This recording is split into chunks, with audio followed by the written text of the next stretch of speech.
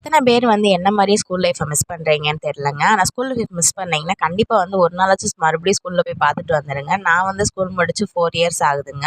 இந்த வட்டம் டீச்சர்ஸ் டேக்கு வந்து கண்டிப்பாக நம்ம ஸ்கூலுக்கு போயே ஆகணும்னு சொல்லிட்டு கேக் பண்ணிட்டேங்க. புக்ஸ் தீமில் வந்து பண்ணியிருந்தேன். அவங்களுக்கு வந்து டெடிகேட் பண்ணுற விதமாக வந்து ப்ராவர்ஸ் மாதிரி நான் வந்து எழுதி வச்சுருந்தேன். ஸோ வந்து யோசிச்சுட்டே தான் போனேன். அங்கே போனால் எப்படி நம்மளை உள்ள விடுவாங்களா, நம்ம ஞாபகம் இருக்குமா அப்படின்னு சொல்லிட்டு ஒரு பயத்தோடயே தான் போனேன். பட் அங்கே போனோன்னு தாங்க எனக்கு வந்து அவ்வளோ ஹாப்பி டியர்ஸ்னே சொல்லலாம். எல்லாருமே வந்து என்னை ஞாபகம் வச்சுருந்தாங்க. வா ஸ்வேதான்னு சொல்லி வாய் நிறையா கூப்பிட்டாங்க. எல்லாருமே வந்து என் பையனையும் தூக்கி வச்சுட்டு அவ்வளோ இதாக அவங்களோட நேரத்துலையுமே பார்க்காம வந்து அவர் என் கூட வந்து ஒரு 1 ஹவருக்கு மேலே டைம் ஸ்பெண்ட் பண்ணாங்க. எல்லாமே டீட்டெயிலாக என்ன பண்ணுறீங்க, வீட்டில் எப்படி இருக்காங்க எல்லாமே கேட்டு தாங்க என்னை வந்து அனுப்பியே விட்டாங்க. மேம் வந்து அவ்வளோ ஹாப்பி. நம்மலாம் இவங்க தாங்க என்னோடய பிரின்சிபல் மேம்.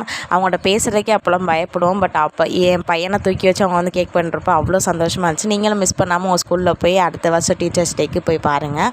சப்ஸ்கிரைப் பண்ணிக்கோங்க.